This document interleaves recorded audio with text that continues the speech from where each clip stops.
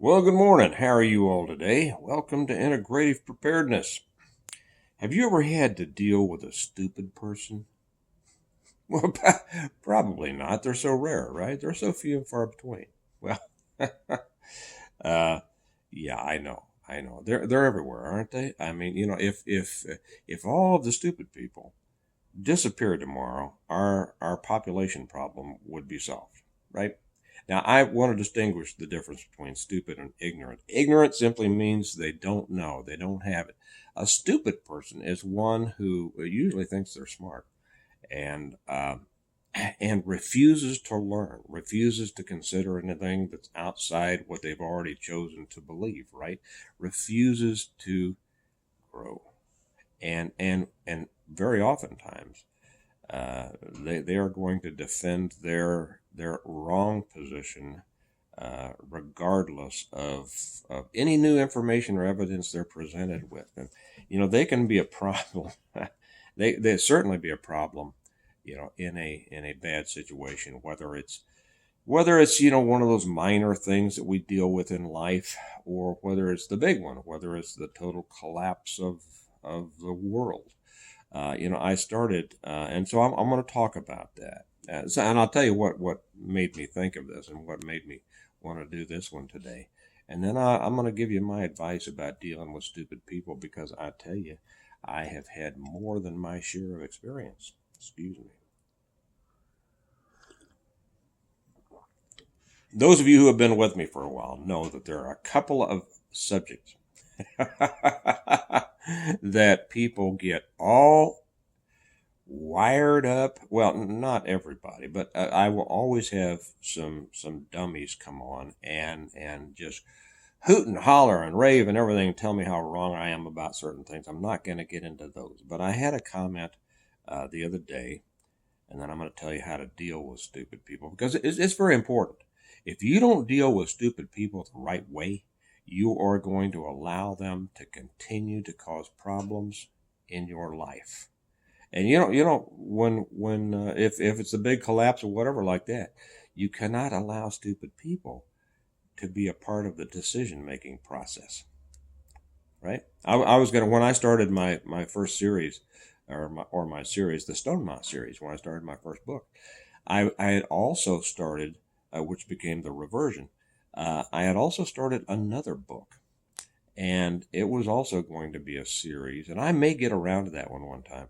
But unlike the Reversion, which followed oh, by the way, I'll tell you about this in a little bit. The Reversion, uh, which was the story of a family, a prepared family, who, as a result of their preparedness, was able to continue living well after a complete collapse of everything, and not only that, but help other people. My other series that I was very interested in, but the Stonemount series took off so much, I've never gotten around to the other. But I think it'll be interesting if I ever do. Would be a story about just a neighborhood, a kind of a suburban neighborhood, and when everything collapses, and the different personalities that would come up uh, as a result of that, as they tried to come together and figure out what to do. And in that group are going to be a number of stupid people. And in ways, I kind of enjoy writing about stupid people. Those of you who have read my books know what I wrote about the college professor and all of that. That was a favorite part for a lot of people. They just loved reading that part. Um, but I had a comment. What was it? I think it was just yesterday or the day before. I don't remember. And I don't even remember what the subject of it was, what the title of my video was. But I just happened to mention off the cuff many of the things that people believe, because they've heard it over and over again, but they don't have anything to really base it on. Yeah. And one of the things that I mentioned was the fact so many people say, well, the deer population was killed off in the United States during the Depression because of everybody in the cities going out and hunting deer. And that's totally false. I don't know where that came from, but totally false. But I've heard it repeated so many times that people believe that. And the deer population in the United States was almost totally, well, I won't say totally gone, but it was it had been greatly reduced before the Depression because of disease. Okay, simple as that. And people who don't know that, but they keep on spreading this idea that the deer population was killed off during the Depression by people trying to eat. Not at all true. But the thing that somebody came up with is when I said certain things that I don't believe in this idea of the golden hordes. Okay, the golden hordes. Everything collapses. Everybody in the cities just move out. All along, walking in great throngs along the interstates and going out and trying to because they think all the food is out in the rural areas. City people don't think that. I don't know who came up with that. I'm a city person, okay? Uh, but they will come out and they will ravage and they will raid and they will pillage and they will steal and steal all the crops and steal everybody's food. No, that's not at all what would happen. Now, how can I say that? Well, I say that. Let me back up for just a second. I had somebody come on and say, "You don't know what you're talking about. If you look at World War II and how the people left the cities who are being, I don't know, I forget what they said. It was such a stupid. They rambled on for a long time, as stupid people often do. Somebody right now will say, "Well, you're rambling on. I mean, you're stupid." I'm sure I'll get a couple of those who aren't intelligent enough to follow my reasoning and my point. And they said, "So, the people were thronging out of the cities when I don't know, take your enemy of choice, the Nazis or the Russians or whatever were approaching this city." Well, that's an entirely different scenario than a collapse of everything. Entirely different. Now, I have, and why do maybe I should say this here. Why do I not believe in the golden hordes? Well, I'll give you a simple explanation there. First off, I've given a lot of thought to it. There has never been a situation like I talk about in my books. There has never been a global destroying CME that has happened in modern time. By modern, I mean post Carrington event. To where we are so dependent on electricity and electronics. We haven't experienced that. And so you really don't have anything. It's not comparable to people running from a city when a slaughtering enemy is approaching. That's normal, okay? It has nothing to do with what would happen after a great collapse. And so when I was writing my books and I wanted to explain what I thought would happen, I gave a lot of thought to it, as you can imagine. And maybe I should throw this in right now. It's not that I just, haphazardly. I wrote 7 books on what I think would happen in a complete collapse. The Stonemont series. If you want them, the links are down below. I'll say a little bit more about them later. But I gave a lot of thought to it about what I thought. And I didn't just accept these ideas of what people have been saying, right? The Golden Throne. I said, no, that's not what happened. Now, why do I think that wouldn't happen? I'm giving my explanation, then I'm going to give you the secret how to deal with stupid people. Okay? Because I grew up in the city. I know the city. I know how city people think. They don't think the same necessarily as country people. They don't. It is so different that people who have not lived in the cities really can't understand it, okay? And it's not bad. It's not bad. I know the world's full of people who want to tear down people in the cities and all that. No, people in the cities are very smart, and they're very nice, and they're very helpful. All of them? No, not all of them, just like not all of them in small towns, okay? But there's a certain thing there, and I write about this. So I grew up in the city. I was a police officer in the city. I lived in the city. I have lived in every type of area in the city. I have lived in the worst parts of the city. I've lived in the medium parts of the city. I've worked the worst parts of the city as a policeman and other parts. And I chose to live in the city for many, many years, even after I left law enforcement, because I like it. There's a lot of good things about the city. It's not for everybody. And if it's not for some people, they shouldn't live there. But it is for most people. That's why most people live in cities. But city people think a certain way. And you know what the last thing that they're going to do if everything falls apart? The last thing they're all going to do is leave the cities by the hundreds of thousands walking out interstates trying to go out to where they think there's food. They know there's not food out in the country.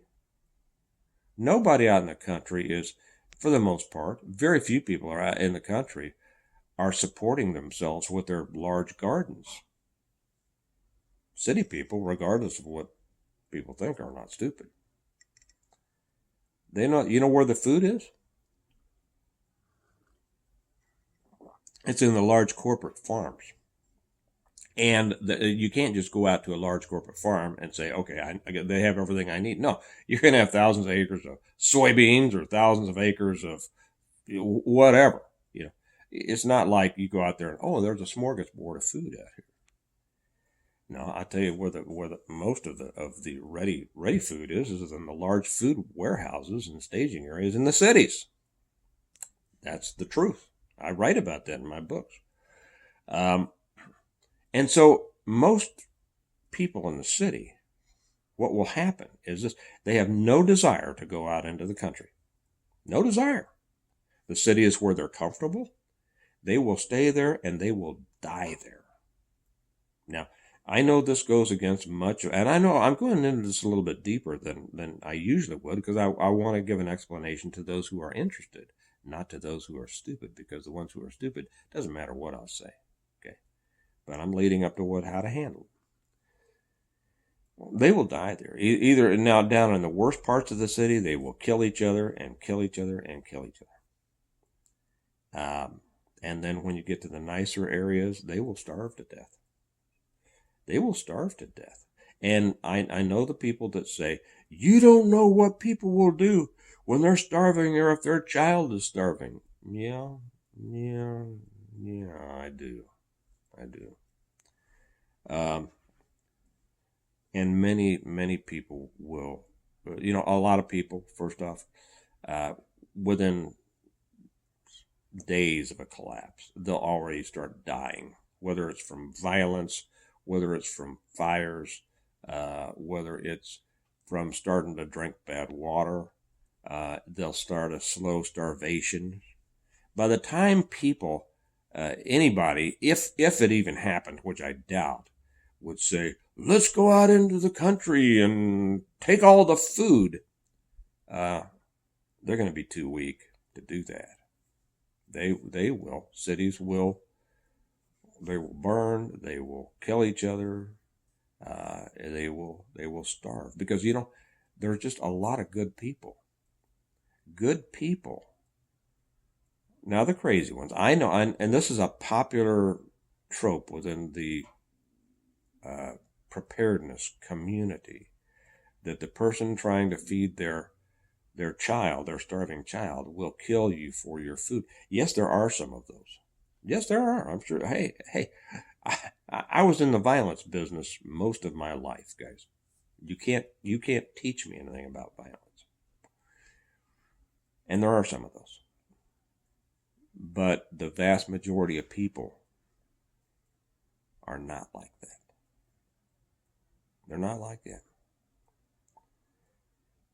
And so anyway, that's my explanation. I know I don't believe in the golden horse because I've thought about it, and because I have experience in the areas, in the cities that people are talking about.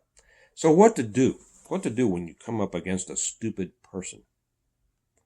A stupid person is one, like I say, who is dangerous because they won't learn, they won't listen, and they are consumed with their own rightness.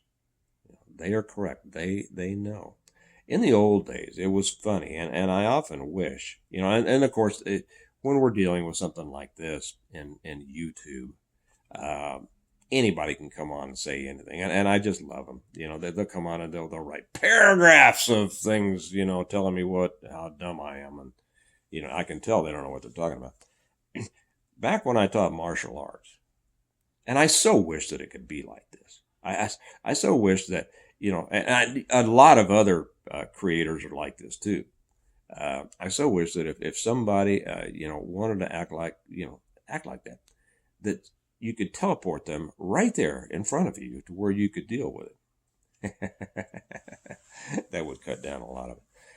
Back in the day when I used to teach martial arts, I would occasionally have somebody come in. Everybody does who runs any kind of legitimate school, and I'd have people come in sometimes that thought they knew a lot about it. They had read all the magazines, they had read all the black belt magazines, which we would say was written for 12-year-old yellow belts. They read all the books about Bruce Lee. They'd seen all of Bruce Lee's movies. They were believers in Dim Mak, the Death Touch, and they had read so much they knew everything. They didn't know much at all, but they thought they knew everything, right? And so they would come into a class, and I would either overhear them, talking to people. Now, I will say that most of the people that came into my school and my classes, they were there to learn. They were. I mean, they already knew that. But you'd always get those that would come in and think they knew it all, and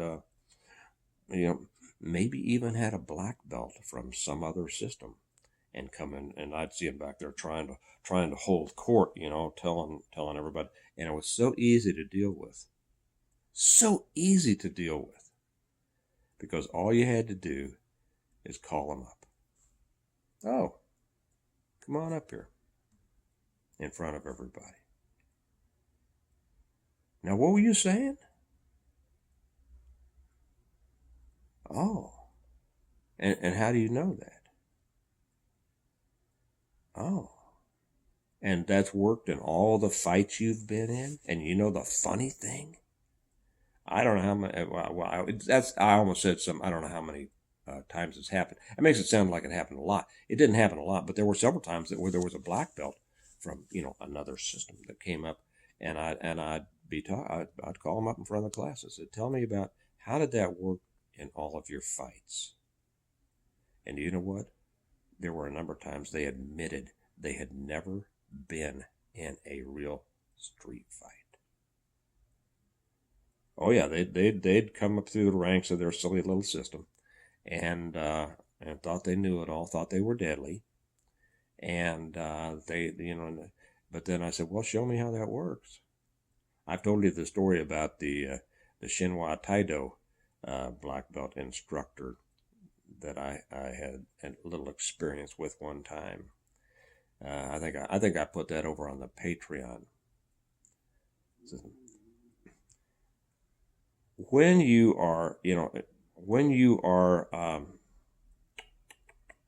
have to deal with a stupid person.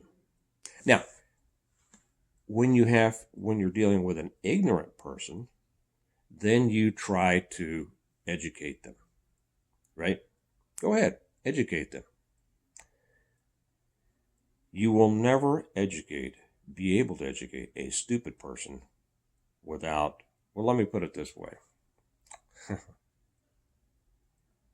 without taking them to the mat. And then they'll just be resentful and, well, I wasn't ready. I wasn't expecting that. I wasn't, but in a real situation, but, some of you know what I'm talking about, right? But you can't educate a stupid person. What you have to do is extricate yourself from the situation. Don't try to educate them or teach them, help them, anything like that. They get one chance to show that they're an asshat. And after that, you have to let them go. Because it's like the old saying, what is it? Never argue with a fool, because after a minute, nobody will be able to tell the difference. Because everybody else, they won't know. They won't know. A foolish person can sound very, very smart. And when you're just trying to explain reality, the fool will win, because a fool has more experience at being a fool and being an arguer. Okay, so that's my advice. The world's full of them. You deal with them all the time. Most people continue to deal with them. How many people do you know in your life that have, always complaining about people in their life? They're, complaining about this or that, and, friends, coworkers, bosses, whatever. But they continue to deal with them, and every day they'll say, "You can't believe what so and so did." Well, yeah, I can, because they're an idiot. That's what they do. Why do you continue to deal with them? I mean, doesn't that make you a little foolish? Excuse me. Every minute you spend dealing with a fool is a minute you waste in your life. And it's irritation and it's aggravation.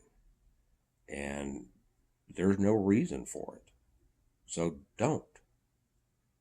Clear the fools and the stupid people out of your life. And if you can't, at least understand that if the big one comes, you're going to have to make that decision. Do not allow them to be a part of the decision-making processes,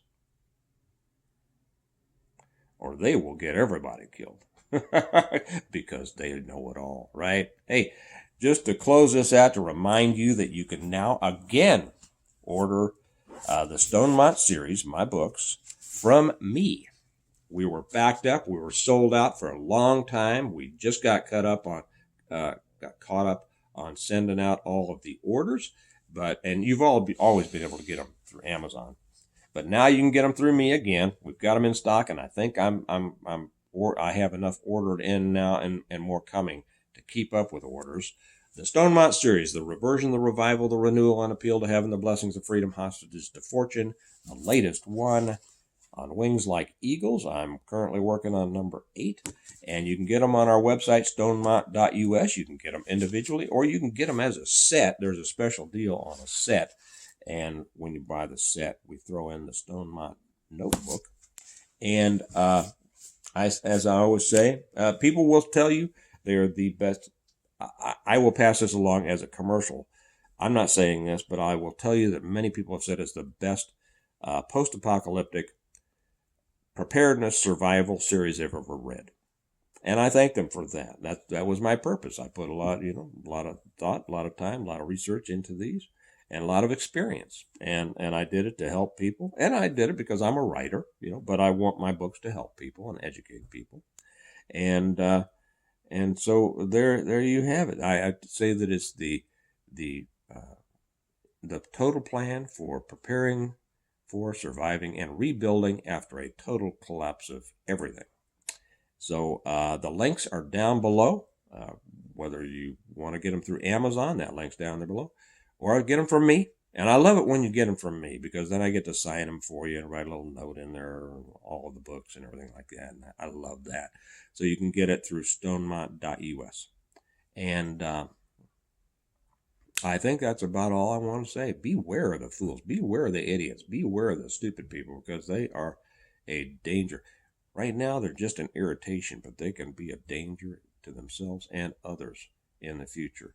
So you all have a good day. Remember that we prepare well today in order to live well tomorrow, and I'll talk to you later. Bye-bye.